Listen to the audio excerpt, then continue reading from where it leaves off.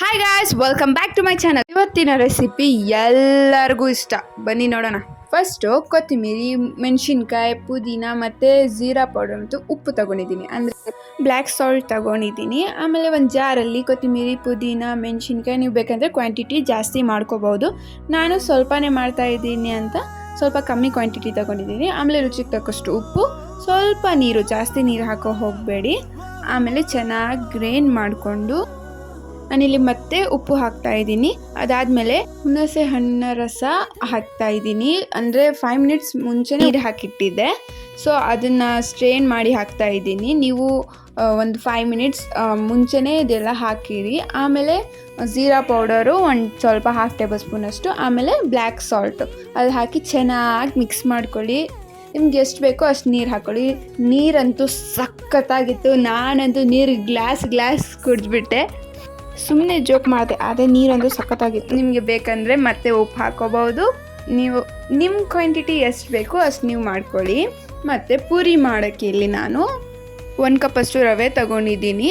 ಆಮೇಲೆ ಅದೇ ಕಪ್ಪಿಂದ ಸ್ವಲ್ಪ ಕಮ್ಮಿ ಮೈದಾ ತಗೊಂಡಿದ್ದೀನಿ. ಅದಾದಮೇಲೆ ಸ್ವಲ್ಪ ಸಾಲ್ಟ್ ತಗೊಂಡಿದ್ದೀನಿ.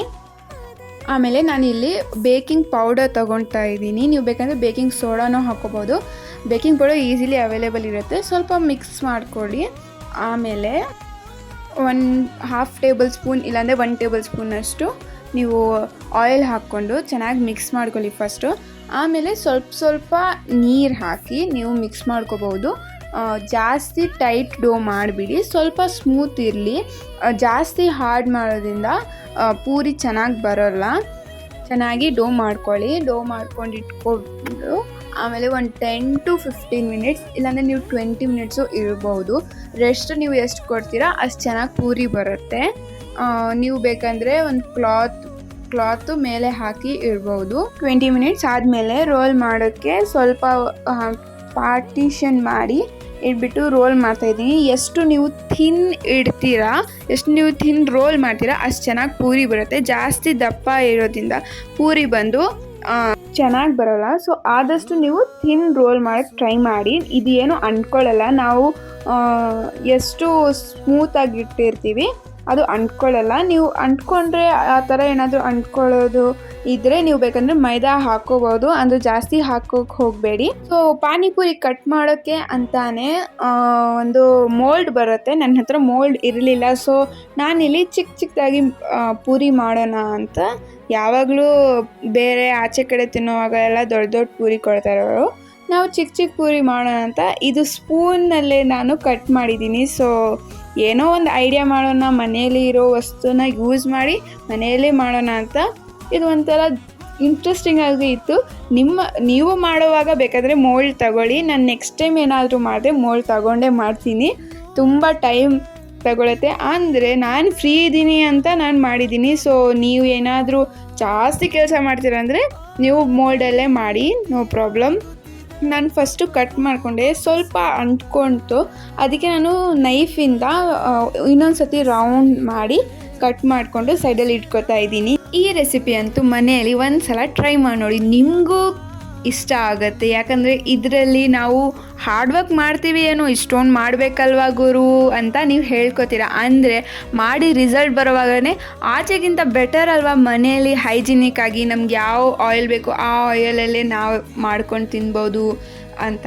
ಆಮೇಲೆ ಇದನ್ನು ಫ್ರೈ ಮಾಡುವಾಗ ತುಂಬ ಹೈ ಆಗಿರಬೇಕು ಆಯಿಲ್ ಟೆಂಪ್ರೇಚರ್ ಅಂತ ಹೇಳ್ತಾರೆ. ನಾನು ಫಸ್ಟು ಹೈ ಇಟ್ಟಿದ್ದೆ, ಆಮೇಲೆ ಸ್ವಲ್ಪ ಸ್ಲೋ ಮಾಡಿಕೊಂಡು ಮೀಡಿಯಮ್ ಫ್ಲೇಮ್ ಮಾಡಿಕೊಂಡೆ ಇದನ್ನು ಫ್ರೈ ಮಾಡಿದೆ. ನೀವು ಡೈರೆಕ್ಟು ಫಾಸ್ಟ್ ಇಟ್ಕೊಂಡು ಮಾಡಬೇಡಿ. ನಿಮ್ಗೆ ಎಕ್ಸ್ಪೀರಿಯೆನ್ಸ್ ಇದ್ದರೆ ಮಾಡಿ, ನನಗಂತೂ ಇರಲಿಲ್ಲ ಫಸ್ಟ್ ಎಕ್ಸ್ಪೀರಿಯೆನ್ಸ್. ಸೊ ನಾನು ಇದು ಫಸ್ಟ್ ಟೈಮಲ್ಲಿ ಟ್ರೈ ಮಾಡ್ತಾ ಇರುವಾಗ ಹಾಗೆ ಶೇರ್ ಮಾಡೋಣ ವೀಡಿಯೋ ಅಂತ ಅನಿಸ್ತು, ಅದಕ್ಕೆ ಶೇರ್ ಮಾಡ್ತಾಯಿದ್ದೀನಿ. ನಿಮಗೆ ಈ ವಿಡಿಯೋ ಇಷ್ಟ ಆದರೆ ಲೈಕ್ ಮಾಡಿ, ಶೇರ್ ಮಾಡಿ, ಟ್ರೈ ಮಾಡಿ ಮನೆಯಲ್ಲಿ. ನನಗೆ ಕಮೆಂಟಲ್ಲಿ ಫೀಡ್ಬ್ಯಾಕ್ ಪ್ಲೀಸ್ ಕೊಡಿ, ನನಗೆ ತುಂಬ ಇಷ್ಟ ಆಗುತ್ತೆ ನಿಮ್ಮ ಕಮೆಂಟ್ಸ್ನ ಓದಿ. ಗೋಲ್ಡನ್ ಬ್ರೌನ್ ಬರೋಷ್ಟಕ್ಕೆ ಫ್ರೈ ಮಾಡ್ಕೊಳ್ಳಿ. ನೋಡಿ ಎಷ್ಟು ಚೆನ್ನಾಗಿ ಬಂತು. ನಾನಂತೂ ಅದು ಫ್ರೈ ಮಾಡ್ತಾ ಇರುವಾಗನೇ ಇಷ್ಟು ಚೆನ್ನಾಗಿ ಮಾಡ್ತಾಯಿದ್ದೀನಿ ಅಲ್ವಾ, ತುಂಬಾ ಖುಷಿಪಟ್ಟೆ. ಫಸ್ಟ್ ಟೈಮ್ ಲೈಫಲ್ಲಿ ಪಾನಿಪುರಿ ನಾನೇ ಮಾಡಿ ತಿಂತಾ ಇದ್ದೀನಲ್ವ ಅಂತ ಇನ್ನೊಂದು ಕಡೆ ಪ್ರೌಡು ಫೀಲ್ ಮಾಡಿದೆ. ಇನ್ನೊಂದು ಟಿಪ್ ಹೇಳ್ತೀನಿ ಲಾಸ್ಟಲ್ಲಿ. ಪೂರಿ ಅಂತೂ ಸಖತ್ ಕ್ರಿಸ್ಪಿಯಾಗಿತ್ತು. ಇದು ಪಾಸ್ ಆಯಿತು. ನೆಕ್ಸ್ಟು 2 ಆಲೂಗಡ್ಡೆ ತಗೊಂಡು ಚೆನ್ನಾಗಿ ಸ್ಮ್ಯಾಶ್ ಮಾಡ್ಕೊಳ್ಳಿ. ನಿಮ್ಗೆ ಯಾವ ಮಸಾಲ ಬೇಕೋ ಅದು ಹಾಕ್ಕೊಳ್ಳಿ. ನಾನು ಬಂದು ಸಿಂಪಲ್ ಆಗಿ ಚಿಲ್ಲಿ ಪೌಡರ್, ಧನಿಯಾ ಪೌಡರ್, 1 2 3 ಮಸಾಲ, ಗರಂ ಮಸಾಲ, ಸ್ವಲ್ಪ ಅರಿಶಿನ, ರುಚಿಗೆ ತಕ್ಕಷ್ಟು ಉಪ್ಪು. ಇದರಲ್ಲಿ ಯೂಶಲಿ ಈರುಳ್ಳಿ ಹಾಕ್ತಾರೆ. ನಾನು ಈರುಳ್ಳಿನೂ ಹಾಕಿಲ್ಲ, ಕೊತ್ತಂಬರಿನೂ ಹಾಕಿಲ್ಲ. ಇನ್ನೂ ಏನು ಹಾಕ್ತಾರೆ ಅಷ್ಟೇ ಗುರು, ನಾನು ಹಾಕಿಲ್ಲ. ನನಗೆ ಸಿಂಪಲ್ ಬೇಕಿತ್ತು, ಅದಕ್ಕೆ ನಾನು ಸಿಂಪಲ್ ಮಾಡ್ಕೊಂಡೆ. ನೀವು ಬೇಕಂದರೆ ಹಾಕ್ಕೊಳ್ಳಿ, ಏನೂ ಇಲ್ಲ, ನಿಮ್ಮ ಇಷ್ಟ. ಸೊ ಇವಾಗ ಸರ್ವ್ ಮಾಡೋ ಟೈಮ್. ಸರ್ವ್ ಮಾಡುವಾಗ ಒಂದೇ ಟೈಮಲ್ಲಿ ವಿಡಿಯೋ ಶೂಟ್ ಮಾಡ್ತಾ ನಾನೇ 10 ಪೂರಿ ತಿಂದೆ.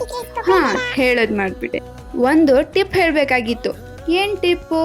ನೀವು ಪೂರಿ ಏನು ಮಾಡ್ತೀರಾ, ಸ್ಟೋರ್ ಹೆಂಗೆ ಮಾಡ್ಬೇಕಂತ ನಿಮ್ಮ ಮೈಂಡಲ್ಲಿ ಕ್ವಶನ್ ಬಂದೇ ಬರುತ್ತೆ. ನೀವು ಫ್ರೈ ಮಾಡಿದ ತಕ್ಷಣ ಪೂರಿನ ಕ್ಲೋಸ್ ಮಾಡಿ ಇಡಬೇಡಿ. ಅದು ತಣ್ಣಕ್ಕಾದ್ಮೇಲೆ ಕ್ಲೋಸ್ ಮಾಡಿ ಇರಿ. ಆವಾಗ ನೀವು ಜಾಸ್ತಿ ದಿನ ಸ್ಟೋರ್ ಮಾಡ್ಬೋದು. ಇದು ಯಾಕೆ ಹೇಳ್ತಾ ಇದ್ದೀನಿ ಗೊತ್ತಾ? ನೀವು ಬಿಸಿ ಇರುವಾಗ ಕ್ಲೋಸ್ ಮಾಡಿಬಿಟ್ರೆ ಪೂರಿ ಎಲ್ಲ ಅದು ಸ್ಮೂತ್ ಆಗಿಬಿಡುತ್ತೆ. ನಿಮಗೆ ನನ್ನ ವೀಡಿಯೋಸ್ ಇಷ್ಟ ಆದರೆ ಲೈಕ್ ಮಾಡಿ, ನಿಮ್ಮ ಫ್ಯಾಮಿಲಿ, ಕಸಿನ್ಸ್, ಫ್ರೆಂಡ್ಸ್ ಜೊತೆ ಶೇರ್ ಮಾಡಿ, ನನ್ನ ಚಾನಲ್ನ ಸಬ್ಸ್ಕ್ರೈಬ್ ಮಾಡಿ, ಬೆಲ್ ಐಕಾನ್ನ ಪ್ರೆಸ್ ಮಾಡಿ. ಹೇಳೋದೇ ಮರ್ತ್ಬಿಟ್ಟೆ. Thank you for watching.